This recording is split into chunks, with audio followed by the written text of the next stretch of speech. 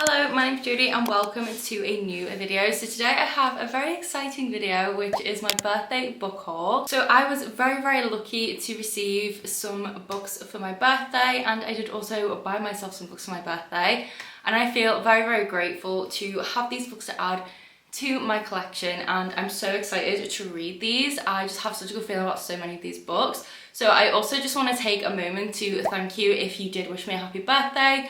It meant a lot to me and it made my day so much more special. So I did just want to take a moment to thank you all for your birthday wishes. So yes, let's get into the book haul. So I think I am going to be filming another book haul of books I've recently acquired, but this is like specifically for the books I acquired around my birthday. So yes. So the first book we have was very kindly gifted to me by my wonderful patron Claire. Claire, thank you so much for this wonderful book. I am so excited to read this. I've heard so many good things about this book and a few friends of mine have read it and adored it. So I'm very excited, but this one is very chunky and the second book is like double the size. Yeah, this is the Book of Azrael by Amber V. Nicole, and this is Gods and Monsters book 1. So I don't know too much about this. I just know it's a fantasy romance with a bit of a darker take, and I've heard that it is very addictive, and this is super popular on BookTok and BookTube and Bookstagram, so I cannot wait to read it. I don't actually know a lot about the plot of it. So on the back it says, where there are gods, there are also monsters. For 1,000 years, the ether world has known peace, until now. Many centuries ago, desperate to save her dying sister, Diana made a deal with Caden, a monster far worse than any nightmare. Locked in servitude to him, she is forced to hunt down an ancient relic held by her most dangerous enemies, an army led by Samkiel. Samkiel? I'm not exactly sure on the pronunciation of that, but that person is the world ender, so yeah. I'm just gonna call this person Sam because I think I'm pronouncing that incorrectly. After the Gods' War, Sam hid from everything, denying his crown and deserting his people. Now an attack on those he loves sends him back to the realm he never wished to return to, and into the sights of an enemy he had hoped to forget.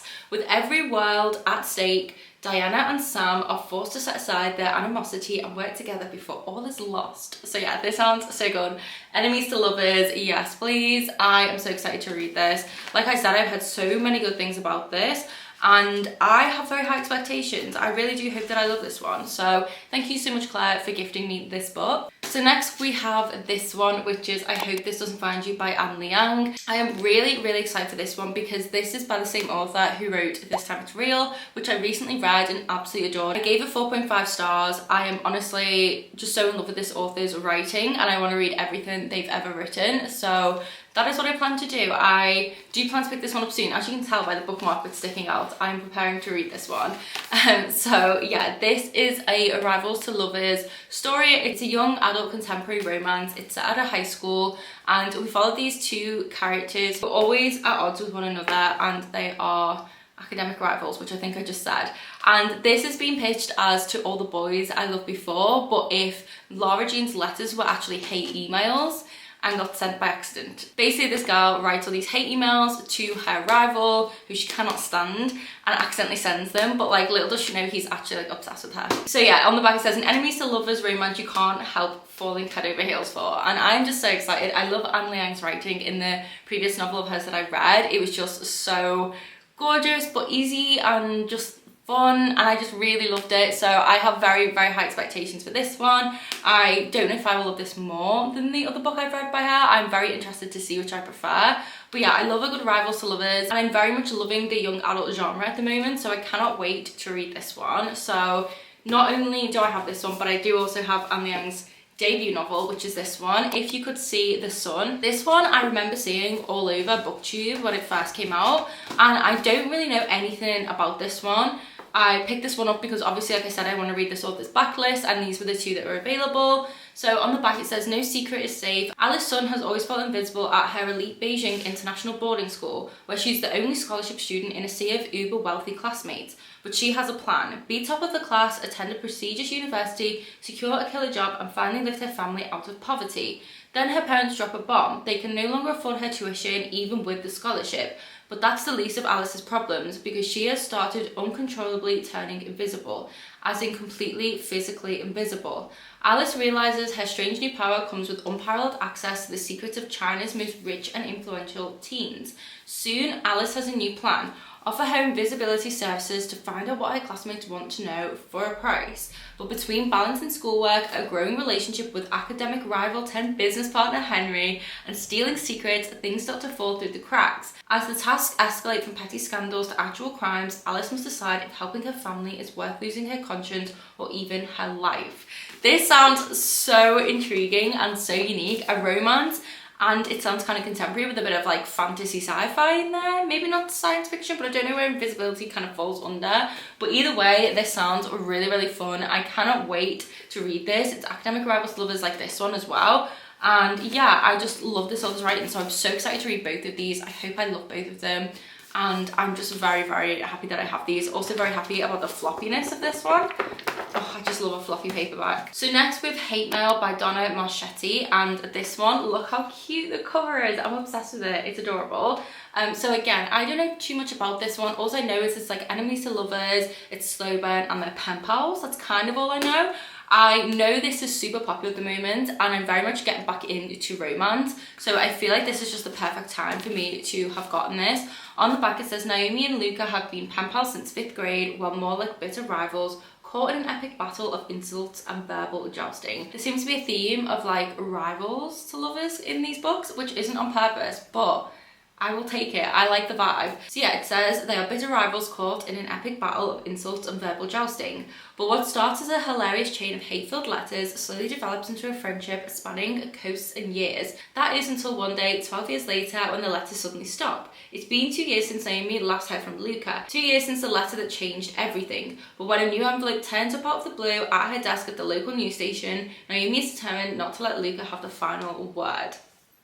So yeah, this just sounds so good. I am so excited. I think I'm gonna love this, and I'm honestly just so in love with this cover. Like, it is so stunning. So next we have A Demon's Guide to Wooing a Witch by Sarah Hawley, and this one is a signed copy, which is really, really exciting. So I do already own this author's previous novel, which is A Witch's Guide to Fate Dating a Demon. However, I have not read it yet. I think I got sent it when I still worked at the bookstore. So I do definitely want to get to it. Probably gonna save that one and this one both towards like spooky season, because I love a good like spooky romance. It's like a supernatural romance, I believe. I think the overall gist of this one is that we have this demon who's lost their memory, and then this witch who hates him, and he's like, I don't know if he's been sent to the human world or something, but she like ends up helping him to try and restore his memory, and I think they fall in love along the way, even though they hate each other. It's kind of the vibe of the synopsis anyway. I will show you the back here, so if you did want to pause and read the synopsis, then you can go ahead and do so.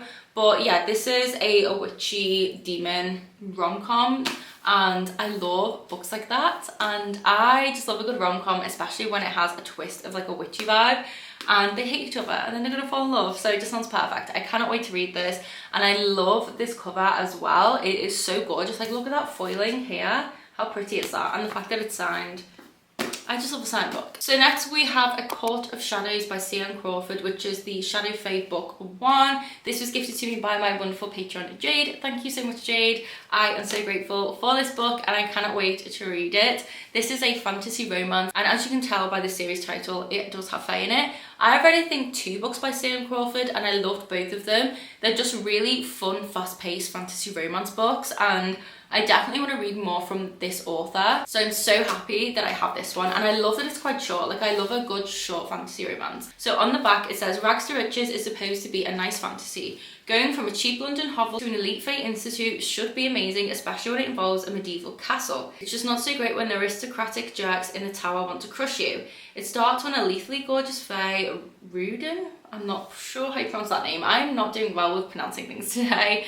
Hunts me down. He's known as the Wraith, and he's taken a vow silence to snuff out illegal magic. Fae magic that I possess. The Wraith lets me live on one condition. I have to earn my place at the court of the Shadow Fae. I'm a survivor. I think I can manage the competition. Too bad that the posh recruits have it in for me. Worse, I'm forced to share a room with the silent Wraith, who is as sinister as he is hot. All it takes is one slip up and I'm out. And at the court of the Shadow Fae, failure means death. This series is linked to the Sea Fae series, but can be read in any order. So I don't think I have read that other series, so that's good to know. But this sounds so good, like roommates and fantasy, a medieval castle, powers, fae. This just sounds amazing. I am so excited to read this book, and I love this cover with the little moon, like the crescent moon on it. It's just so perfect. So yeah, I'm very excited to read this one. I'm definitely going to pick this up soon because I really enjoyed this author's other books. I think I read 2 of them last year, so I'm definitely in the mood for another one. And this is quite short, so I feel like this will be a really, really fun, fast-paced story. So I am so excited about this one. Then Jade also very kindly got me this one, which is the first book in the Blue Moon Bay Witches series, and this is Fangs of Frenemies by Sierra Cross. And just look at that cover. I love it so much. I'm definitely going to be saving this one, I think more towards spooky season, but on the back it says, a quirky genius, bobcat shifter, a sassy ex-cheerleading vampire, a sweet but slightly neurotic cupcake baking witch, they fight crime. That just sounds so cool. I am so excited. So I'll quickly read the synopsis. It says, Hazel Greenwood's magical career and love life are finally looking up at 28. But when a mean girl from high school goes missing, Hazel's town is thrown back into the whirlwind of small town drama, rekindles rivalries and romantic sparks. To clear each other's names, 3 supernatural frenemies must set aside ancient grudges and learn to trust each other, because in the cozy seaswept village of Blue Mountain Bay, Oregon, everyone's guarding a magical secret. I'm loving the vibes. I'm loving the vibes. Small town, sea-swept village. Yes, please. Will these 3 women who usually can't stand each other find love and friendship while cracking the mystery, or are they cursed to fail? Dive into a world of magical intrigue, snarky humour, heartwarming friendship, and slow burn romance. Escape to Blue Moon Bay now. This sounds so fun. I am so excited for this one. So thank you so much, Jade. And yeah, another cover that I'm absolutely obsessed with. So next we have another C.N. Crawford novel, which is Hallowed Games, book 1. And like, I'm sorry, but can we just take a moment to appreciate how stunning this is? Like, look at them on the back and the front cover. This is such a stunning book. I swear, indie books just do it best. And under the dust jacket, we have this super cool design on the book. Like, look at that. How freaking pretty is that? And then on the back, it says, magic is a dangerous addiction. Obsessed. I love the aesthetic of this book so much, and that character art on the back is just so stunning. So yes, this is another one by C.N. Crawford, the same author as Quart of Shadows, so I'm so excited to have another book by this author. Literally almost everything I've read by them has just been such a vibe and just so much fun. So this one I think I've seen floating around Book Talk, and I've heard that it's really good. It says here, if he's death, I crave oblivion. Say no more. So it says, alone in his car, she kills with a brush of her fingertips. Her worst fear is hurting the boy she cares for, and her second worst is attracting the attention of the Raven Lord. Mela is the lethally beautiful leader of the Witch Hunters, and now he seems like he knows her secrets. When he arrests her, her only hope is to get through a series of brutal trials. Love a good trial, and this is like witch times witch hunter vibes. Yes, please. 99 out of 100 will die, and magic is strictly forbidden. Strangely, Mela is immune to her touch. The Raven Lord claims to want to help her, but as she spends more time with him, she discovers he has a dark secret of his own. Is he the reason bodies have been shown up around the kingdom drained of blood? The more he wants Owen, the more dangerous he becomes. In a world where trusting someone can get you killed, will this beautiful monster help her survive? This sounds so good. I'm so excited to read this, and I'm obsessed with the aesthetic of this book, and like just these characters. Like, look at them. I'm sorry. Just seeing this art alone makes me want to pick up this book immediately, so I'm so excited to have this. And yeah, I'm sure I'm going to love this one. So next we have Bane by Alex Aster, which is the sequel to Lightlock. I haven't actually finished reading Lightlock yet. I did start briefly when it first came out, but I wasn't in a fancy mood, so I softened it after it. But I definitely do want to give it another chance and to read the sequel. I've heard that the sequel, Bane, is actually better than the first book, and that the romance really gets good in this one. So yeah, I've been seeing some fan art for this book on TikTok, and I like always almost get convinced to read a book by fan art. Like, as soon as I see some good fan art, it will make me want to pick up the book. It's like when you see a really good quote from a book and that makes you want to read it. It's the same thing for me, but with fan art. And I've seen some stunning fan art on TikTok, and as soon as I saw it, I was like, oh, I need to read this series ASAP. So yeah, I'm very excited to read it. I still don't remember what this is about, which is kind of surprising considering how many times the author like puts in the comments like Lightlock is blah blah blah. You'd think by now I'd remember like that, but I just don't. I think I've just learned to tune that out, so I kind of can't remember. I just know there's like some kind of island and there was trials or something in the first one. I can't even remember what this is about, but honestly at this point I just want to read both of these books for the romance and the fan art that I've seen. Like, I need to read that scene. So yeah, I'm excited to read this. I'm excited to finally get to Lightlock at some point. And I'm glad that I have the sequel to jump to once I do finish it. So next we have the Mindfuck series, books 1 through 5 by St. Abbey. This is from my wonderful patron Claire, who also gifted me the Book of Azrael, so thank you so much, Claire. This one has been on my wishlist for so long.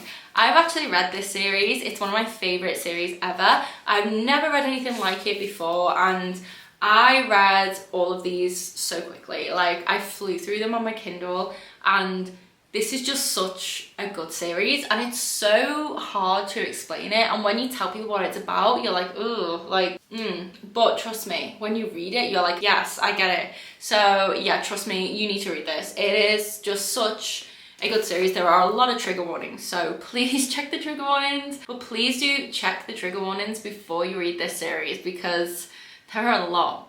And it does get very brutal and very gory at times. And yeah, so essentially this is a serial killer romance. The main character is the serial killer, and she is such a cool character. And I hate to say that, because do I support murder? Absolutely not. But in this book, I'm not going to say anything. I have no comment, because this is very much a case of supporting women's wrongs. But like, are they really wrongs?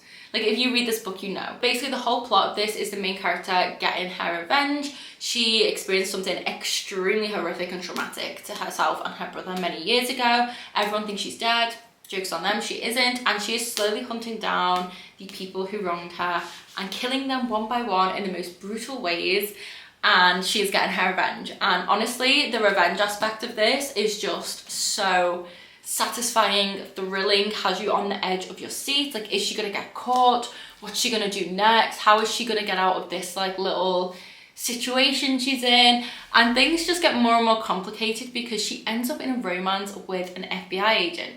And this FBI agent is actually the one who is currently hunting her down, but he doesn't realize it's her. So yeah, he's hunting a serial killer who turns out to be our main character, and they are involved in this romance together whilst all of this revenge and murder is going on. It is just so good. I cannot recommend this enough. Like, if you don't mind the trigger warnings, then seriously go and read this. Like, even if you're a bit like, ew, no, serial killer romance, no, but like, this is just the exception. Like, I don't know if serial killer romance is for me, because I've never really dived into it as a genre, and I certainly don't like serial killers in real life.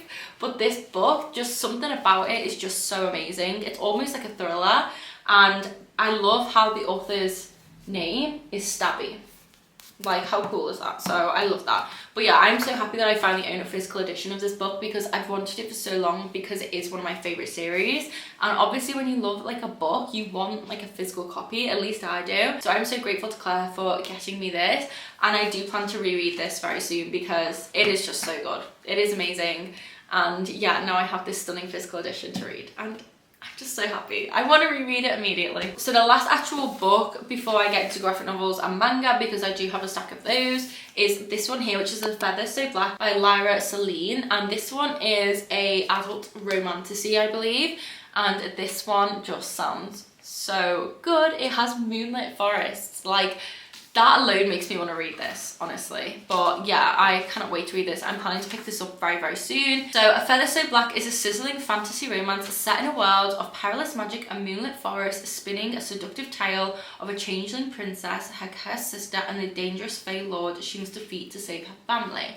So yes, this sounds amazing. I cannot wait to read it, and I just think this is going to be such a, not necessarily atmospheric, but I feel like the atmosphere and setting is going to really do it for me in this book, as well as like the romance and the plot and the fact she's trying to like save her sister. I just think it's going to be so fun, and plus I love a good Fae story, and yeah, I will always read any books with Fae in, so I'm so excited to read this. Plus this cover is stunning. Literally like every single book in this haul just has such a stunning cover, and I'm so happy about it. But yeah, I cannot wait to read this. I love fantasy romance, and I've heard so many good things about this one.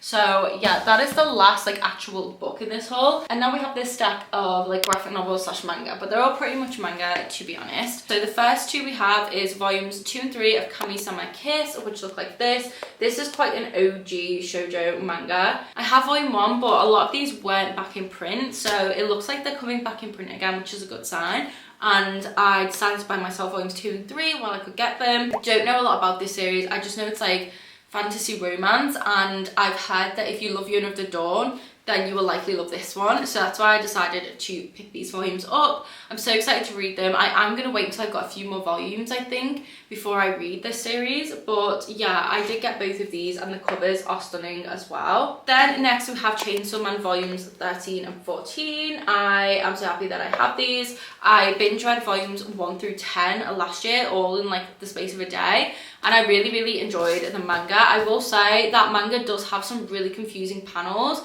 and it is kind of hard to keep up with, but the way the first arc ends, oh my god, that was absolutely brutal. Like, if you've read this series or you've watched the anime, you know what I'm talking about, but this is such a brutal manga. Like, obviously Chainsaw sounds brutal, but that's not what I mean. Like, just don't get attached to anything in this series. Like, my god, it is brutal. It is absolutely insane. Like, you have no idea the story's gonna go. And the funniest thing about this is the general premise is basically like the main character becomes Chainsaw Man just so he can touch some boobs. That's essentially like the plot, which is just so silly. Like, obviously there's more to it, but that is like kind of how things start, and it's just really funny, really stupid, but really entertaining. So yes, I do own volume 12, and I did start reading it when it first came out, but I haven't actually finished it. So I think I'm going to read volume 12, 13 and 14 all together. And yeah, I'm glad that I picked these up because this is like the next arc now in the story, and I'm really interested to see like what's going to happen and where the story is going to go, because this is just such a crazy manga, honestly. But I was really enjoying it. So yeah, very excited to continue on reading this series. Next we have What's Wrong with Zachary Kim volume 1. I bought this myself because I realised that I bought volume 2 of this but didn't already own the first volume. So I recently started watching the K-drama for this, I think last month. I haven't finished it yet, but I was really enjoying it, and I've wanted to pick up this for ages. It's based off a webtoon, and this is a manhwa, so it has like full colour illustrations. This is essentially a Korean comic book, and I love these so much, and I really am enjoying the K-drama, so I cannot wait to read this.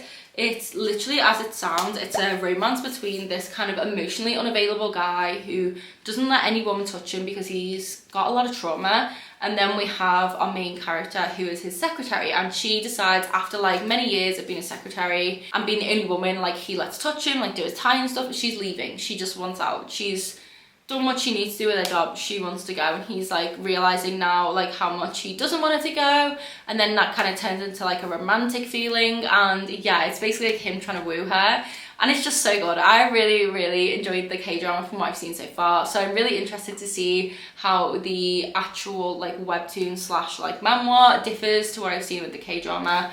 But ultimately, I'm really excited for this. I cannot wait to read it. So next we have Anyway, I'm Falling in Love with You, and this is a friends to lovers romance. They were childhood friends, and then they're plunged into a rocky adolescence, and a romance begins between them. I just think this sounds so sweet, and I'm really excited to read this. Plus, I flicked through it, and it just looks so cute, and like, I just feel like I'm gonna love it. It's gonna make me feel all like warm and happy, and like I have a good feeling about this one. Then next I have this one, which I was very kindly gifted, which I think I've shown in my unboxing video already, but I was gifted this earlier in the month, but it was for like my birthday. So yeah, thank you so much for this. I have actually read this already, and I did enjoy it. It's not my favorite Junji Ito, sadly. I feel like a lot of it didn't really hit for me, but I still enjoyed it. No matter what rating I give them, they're always enjoyable. But this is Mimi's Tales of Terror by Junji Ito. So this follows one character, but it's like short stories revolving around that character, and like supernatural and paranormal things that keep happening to them. So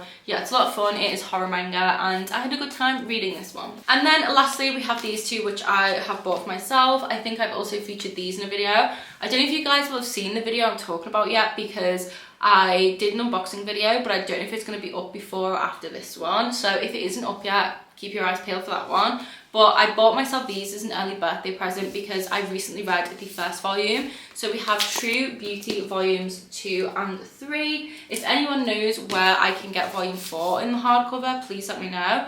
I'm not sure if it's out yet, but I know it's out soon, and I could only find an option to pre-order in paperback, but all of mine are hardcover. So I'm hoping they still do it in a hardcover. So yeah, please let me know if you've seen that anywhere. But this is another webtoon that was adapted into a K-drama, which is one of my all-time favorite K-dramas. It's one of the first I watched that really got me into K-dramas, specifically romance ones.